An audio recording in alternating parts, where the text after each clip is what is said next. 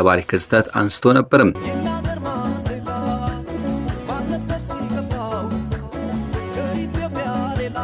የቆሰለ ልብ ጩኸት ነው። የዛሬ 60 ዓመት ገደማ አንድ ጥቁር ጎበዝ ትንታግ ሰው የዘረኝነትን ቀንበር ሰብሮ የአፓርታይድን ግድግዳ አፍርሶ ለህዝቡ ነጻነት ለማምጣት በኢትዮጵያ ተራሮች ላይ ወታደራዊ ስልጠና ሊወስድ መጣም። ኢትዮጵያ ለእርሱ መጠጊያ ብቻ ሳትሆን ተስፋው ነበረች። ያ ወጣት ዛሬ ዓለም የምትመሰክርለት የሰላም ምልክት ነብላ የሸለመችው የነጻነት ሰንደቅ ስትል ያወደሰችው ኔልሰን ሮሄላ ማንዴላ ነበርም። ነገር ግን ታሪክም ነው ዛሬ ያ ማንዴላ ነጻ ያወጣቸው ወንድሞቻችን እጃቸውን ዘርግተው የተቀበለቻቸውን ሀገር ልጆች በጎዳና ላይ እያሳደዱ ነው። ንብረታቸውን ሲዘርፉና ሲያቃጥሉ ስናይ ልብን ይሰብራል። የታሪክ ውለታም እንዴት እንዲህ ባጭር ጊዜ ይረሳል? በኩራት መንፈስ ወደ ስደት ሰቆቃ እንዴት ተሸጋገርን? ዛሬ ወደ አፍሪካ ጎዳናዎች ላይ የሚፈሰው የኢትዮጵያን እንባና ደም የታሪክን ገጽ እንዴት ያበላሸዋል? ዛሬ ይህን እውነት በጥልቀት እንፈትሻለን።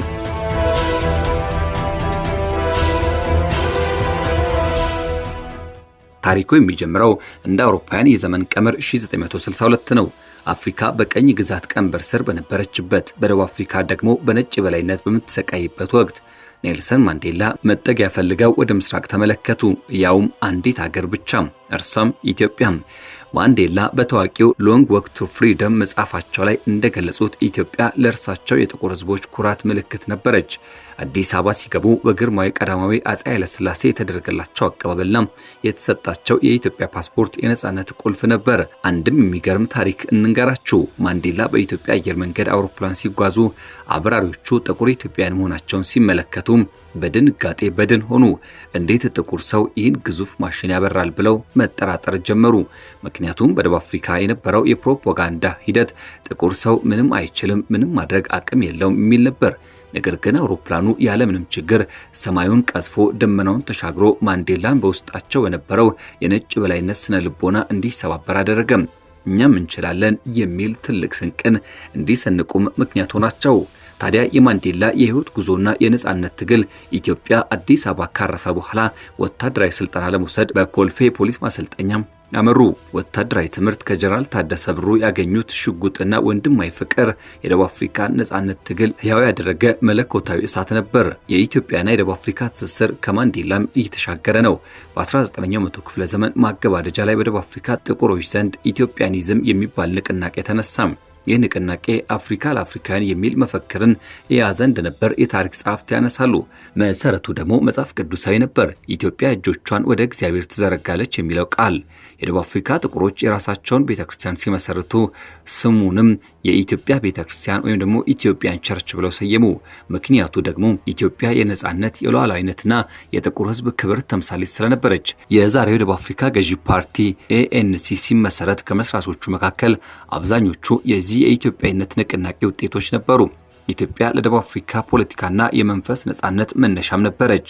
ነገር ግን ዛሬ ምን እያየን ነው? ያ ሁሉ ውለታም ያ ሁሉ ታሪክ እንደ ጉም በኖና ተኖ ጠፍቷል። ከ1994 የደቡብ አፍሪካ ነጻነት በኋላ ብዙ ኢትዮጵያን የተሻለ ህይወት ፍለጋ ወደ ደቡብ አፍሪካ መጓዝ ጀመሩ።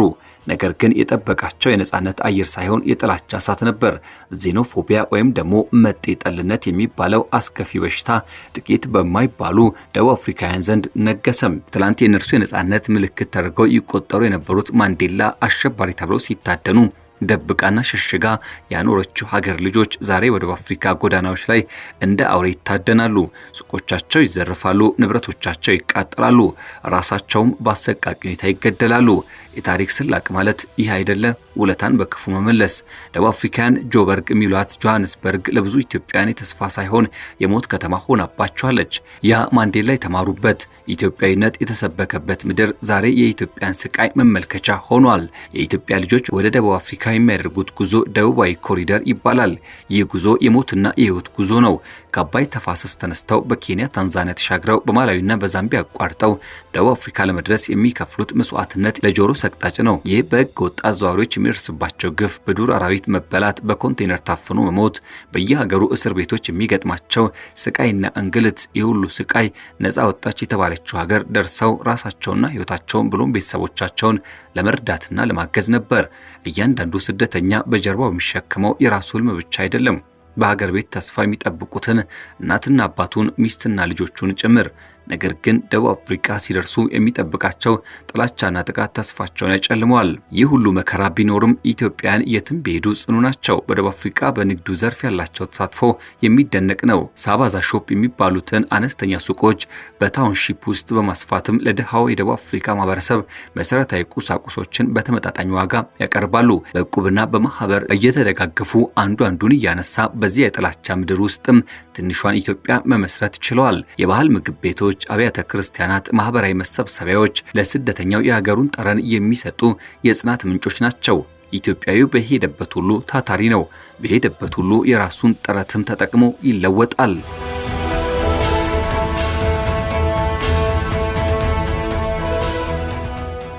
ወዲህ ደግሞ ሊዘነጋ የማይገባው አንዳች ነገር እንዳለ ይነሳል።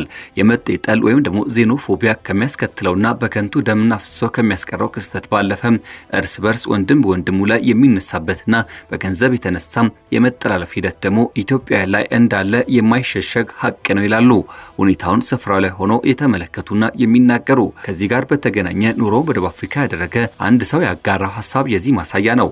ሳውዝ አፍሪካ ሰዎች እግዚአብሔርን ትተው ገንዘብን ማምለክ ጀምረዋል። መቼም ፈሪሃ እግዚአብሔር ያደረበት ሰው የገዛ ወገኑን ጨክኖ አያስገድልም። ለማንኛውም ፈጣሪ ምሕረቱን ይላክልን፣ ከደም አፍሳሽ መውጣትና መግባታችን ይጠብቅ ሲል ሐሳቡን ይቋጫል። እኛም በመቋጫችን እንዲህ እንላለን። ወንድሞቻችን ታሪካቸውን እንዲያጠኑ፣ አባቶቻቸው ከየት እንደመጡና ማን እንዳገዛቸው እንዲሁም እንደረዳቸው እንዲያስታውሱ ማሳሰብ ግድ ይላል። ለማንዴላ ኢትዮጵያ ባለውለታዋ ነበረች። ኢትዮጵያ ደግሞ የደቡብ አፍሪካ ነጻነት እናትም ነበረች። የደቡብ አፍሪካ መንግስትና ህዝብ ሊያውቀውና ሊረዳው የሚገባው የነዛ የነጻነት ታጋይ አባቶቻቸውን ውለታ እንዲያስቡ ነው። በጎዳና ላይ የሚገደለውና የሚቃጠለው የእናንተም ወንድም መሆኑን አትዘንጉ ማለትን ወደድን። እኛም ዛሬም በዚህ ቋጨን። ይህ ኢትዮ ግሎባል 360 ኒውስ ነው። ውድ ቤተሰቦቻችን ለቻናላችን አዲስ ከሆናችሁ ሰብስክራይብ እንድታደርጉ በአክብሮት ስንጋብዝ ዛሬ መነሻ አድርገን የብዙዎችን ልብ የነካውን ታሪክ በተለይም በደቡብ አፍሪካ የሚኖሩ ኢትዮጵያውያን ሰቆቃን በጥቂቱ የቃኘንበት፣ ደቡብ አፍሪካን ደግሞ ስለ ትላንት ታሪካቸው እንዲያስቡና እንዲገነዘቡ መነሻ ይሆናል ያለውን ጉዳይ እዚህ ጋር ቋጨን። በያላችሁበት ጥሩ መልካም ጊዜ ተመኘን። በተለይም በደቡብ አፍሪካ ምድር ለሚኖሩ ከዚህ አይነቱ የህይወት ትግልና ትንቅንቅ ጋር አብረው ለሚያሳልፉ ሁሉ መልካም እንዲገጥማቸው እንመኛለን።